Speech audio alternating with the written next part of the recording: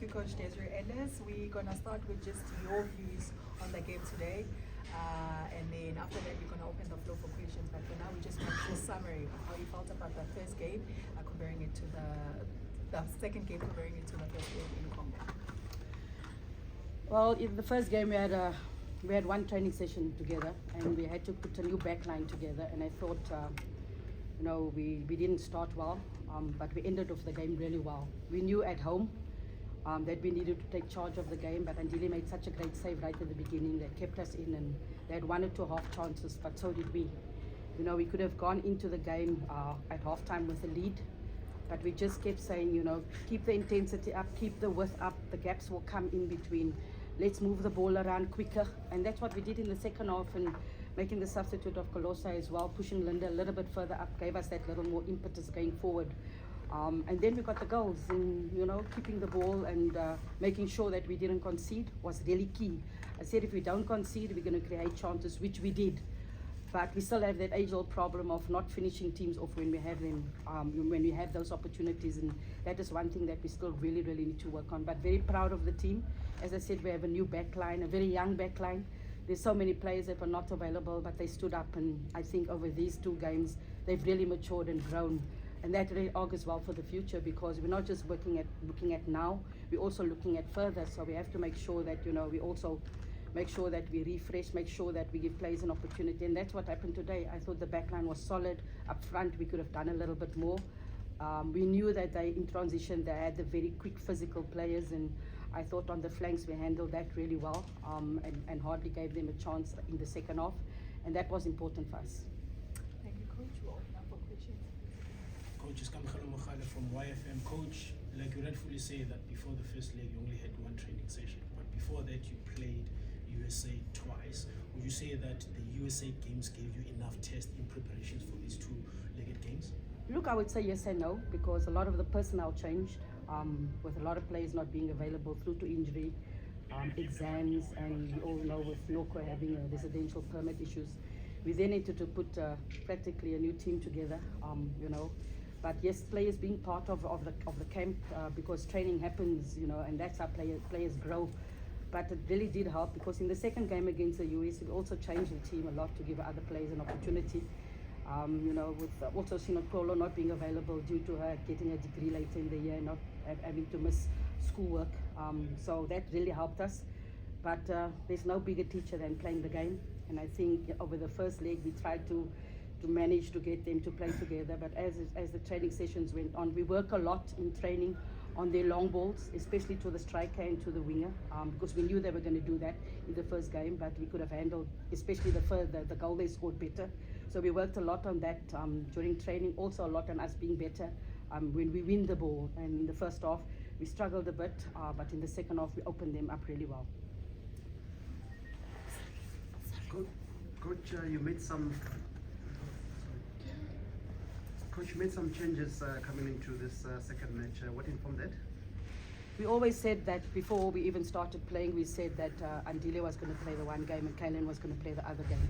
There's not a lot of difference, and we felt that we've got 2 very good goalkeepers. We obviously brought Nicole in. She ended the game really well and gave us the width. We decided to go with Linda to give us a little bit more control towards the end of the game. Say from 70 minutes onwards, Colossa tired badly, and it's the result of playing Saturday, Wednesday. So we needed to make sure that to bring her on at the right moment, to make sure that we can control the game. Jermaine, obviously, we were going to play her, and we went with 2 up front because we needed to win the game. And that's the effect of us making those changes, because we knew that this was a game that we needed to win, that we needed to score. And the personnel that we changed, we felt that that was the team that would get us the result.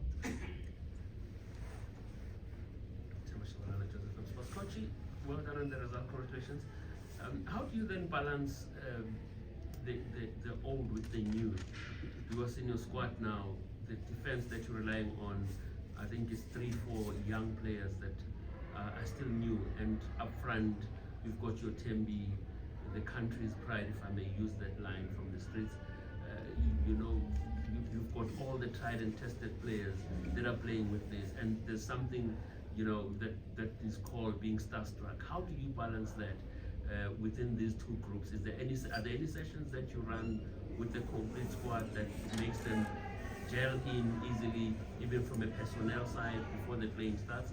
And just to add on that, the inspiration that comes from the Springbok, looking at you almost won the World Cup. I'm still going to say that you almost won it because it was for the taking. How far of that comes into your squad, looking at the youthful squad that you have now and the way you're looking forward with them? Look, our technical team plays a huge role where that is concerned, where we sit with groups of players or sit with individual players, and it was very important, and their coach T was really good with that, sitting with the back line and explaining to them, don't be smart, you can all play. Let's just protect each other, let's just cover each other, and let's play every ball on its merits. But we're always speaking about making the core group bigger. Lona Temba has been part of our squad for a very long time, but hasn't played except for Kosafa. Wendy played at the World Cup as a left winger, but we've seen her play at Tucks as a left back. And obviously we needed her physicality and her speed against DR Congo. And that's why we played her at the back. Fikile has been in and out of the squad. Karabo's played in a different position, but we know of her playing at Sundowns in the back three. We also know of her playing at the university, either as a DM or as a centre back, and that's why we went with that group to play. But it all goes well because now a little bit more pressure is put on the rest of the team, and competition is good because competition makes the team even better. We also have within our camp that the younger players will sit with the more senior players and sort of have discussions, etc. We decided to watch the Springboks. We were sitting in the meeting room with a big screen, and we decided to watch the Springboks, even standing up and singing the national anthem. And I think Kaylin came to me afterwards and she said, "Coach, this was really good, we're ready." So we decided to sit and watch the game and support the Springboks, and I think that's a little bit where my voice has gone to as well. Because that last couple of minutes, we were not watching anymore, we were walking around, but the inspiration that they bring, they put their bodies on the line. They surely know who they were playing for the people back home, and we do the same. We know the people back home is really important for us. The people back home really supports us, and we were really happy that the fans came out in their numbers to support us, because when the team needed a little bit of a lift, they started singing and they started supporting the team. So that's really, really important. Me first. Hi, Coach. Let me piggyback on that answer with the Springboks and the inspiration. I think when one looks at South Africa now and the national teams especially, when you look at where the Springboks are probably ranked and the way that they are so accessible and relatable to everybody in the country, I would say probably the next team that in terms of the profile in the country that is closest to them. Back in the day, it used to be the Proteas, but I think Banyana Banyana is probably the one closest to them right now.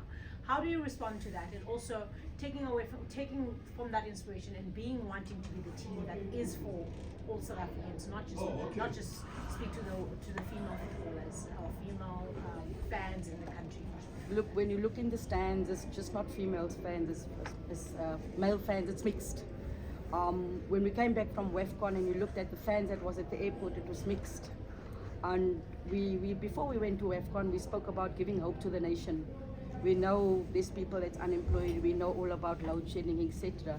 And to see people during WAFCON, during the World Cup, sitting on their phones, sitting on their tablets, sitting on their laptops in the dark, watching the team, and to hear people say that, it was so intense, and to see the videos, we're surely on the right track in inspiring a nation. Because we believe that we don't just do it for ourselves, we do it for everyone that supports women's football, be it male or female, coaches that have come before, players that have come before, coaches out there that work in women's football. They play a huge role because we have the players for 1 week, maybe sometimes 2 weeks. So they play a huge role. So we do it for everyone connected to women's football. And if the team does well, everybody needs to get that credit, The technical team that's in the background that nobody sees, the work that they put in is second to none. Paul busy with the analysis. We're already working on Burkina Faso to make sure that we get it in time. So when players want games or players want stuff, they already have it. Coach T and I talk almost every day, and people say we're crazy, but we're talking about the team, we're talking about what we need to do. So each and every one plays a crucial role, and that's how we try to make it. When you hear Andile speak, when you hear Tembi speak, it's all about that girl child out there, inspiring that girl child. But I don't think it's only the girl child, but there's the boy child as well. So I think in their own right, they're already inspiration to the others out there. Yeah, sorry, just to follow up on that. You know, how much more then? I think we've asked a number of players, especially since you guys came back from the World Cup. We've asked a number of anyone associated with women's football in the country. Then, how much difference do you believe this profile will be or raised if we had that professional league in the country? Like, is that a conversation? I don't know where you sit in those conversations in terms of, do we know how far they are, and also just the difference that you believe is going to make. I don't know how far it is, to be honest, but we have reiterated that it's non-negotiable that we need to have that professional league. We don't want to speak 4 years down the line about a professional league again. We've played against countries that have fully fledged professional leagues. Can you imagine if that player didn't have to go work, if that player didn't have to midweek not be available for a club because she has to work? Can you imagine where they would be? They would be doing football 24/7. At the moment, it is not 24/7. And yet the team is doing what they're doing. It's because of the work put in behind the scenes by the players, a lot of them on different programs.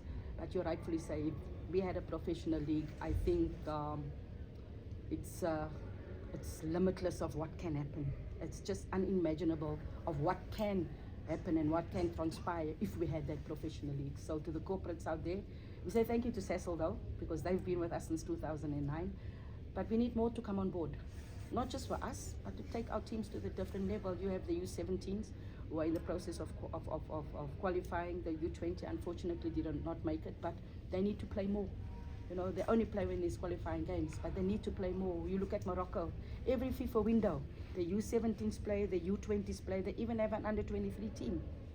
So they use every FIFA window for those teams to play. Can you imagine if we had the resources to be able to do that?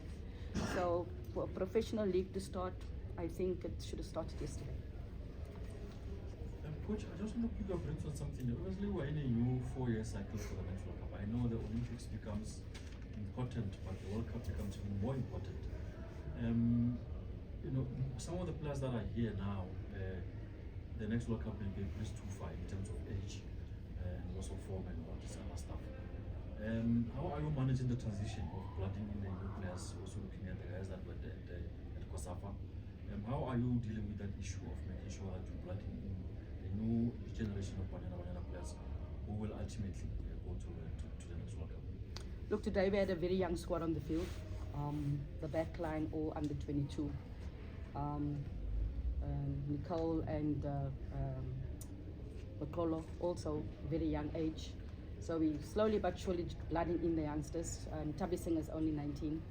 Unfortunately, she's busy with matric exams. The Shamasi twins, 22. Sinokolo, 22.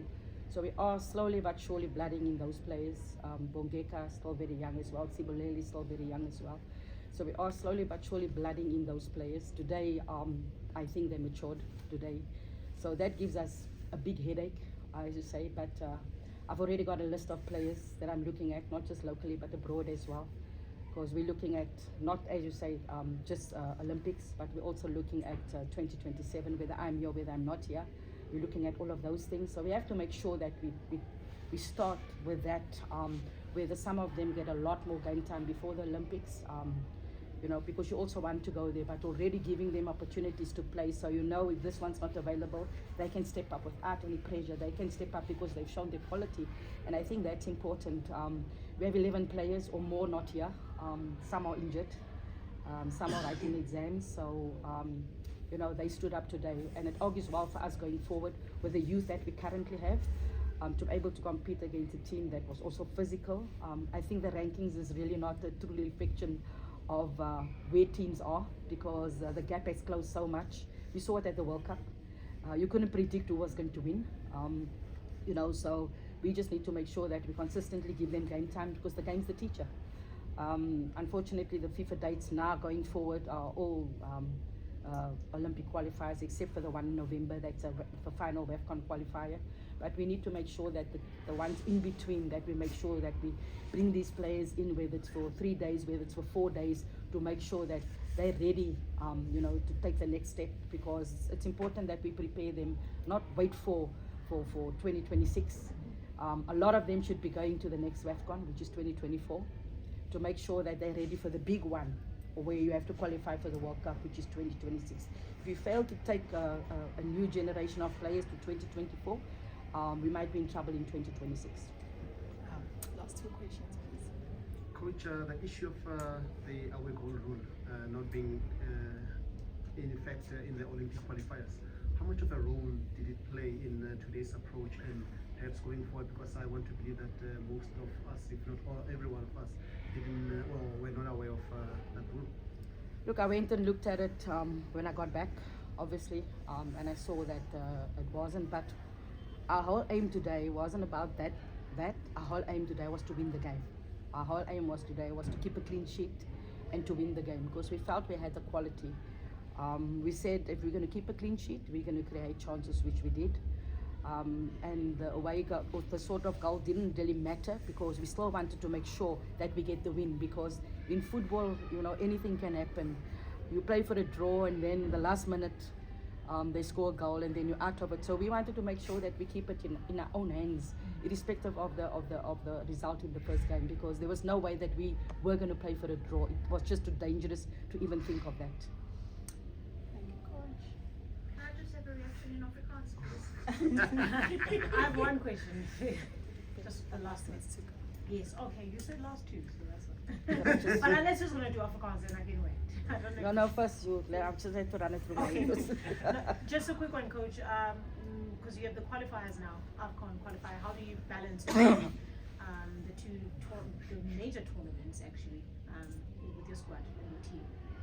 Look, it's great to have given a lot of the young players game time. I think if I'm a player out there, I'm going to think I need to work hard for my place. You know, I need to really put in the work, because these players that play today really put in a shift and really show their quality. But like I said before, competition in the squad can only be good for the team, because everybody now has to raise their levels and it becomes a little bit more competitive. But it also makes the squad a little bit better. We just have to look again who's available for the next one, because it comes down to that. Some would still be writing exams, some would not be writing exams. I'm sure Noko's residence permit issues will be out of the way. You know, the other challenge that we face is obviously visas, because in some of the European countries or the countries that they play in abroad, they don't have embassies. So we already started working on that in camp, and hopefully we will have everybody available, and then I will have a very big headache. Sinatemba, through you, message of good luck to Sundowns going to Champions League. Oh yeah. To Coach Jerry and the team, I want to wish you all the best. You won the inaugural one. You just missed out on the one last year, but I think you have the quality in your team. You have the support of the whole South African nation. You have the support of each and every footballer out there, be it male or female. And we know that you're going to bring the trophy home. We know that you're going to make us proud, and we will be supporting you from afar. So all the best to Sundowns on your travels, and bring the trophy home, Mamelodi Sundowns, because that's where it belongs. Afrikaans. What do you want to say? Just a reaction on the match, please. Okay. And qualifying for the next round. Okay. Ons het geweet dat die wedstryd vandag gaan baie moeilik wees. Jy weet, die eerste wedstryd was gelyk op gewees, en maar ons wil seker gemaak het dat ons niks doele inlaat nie.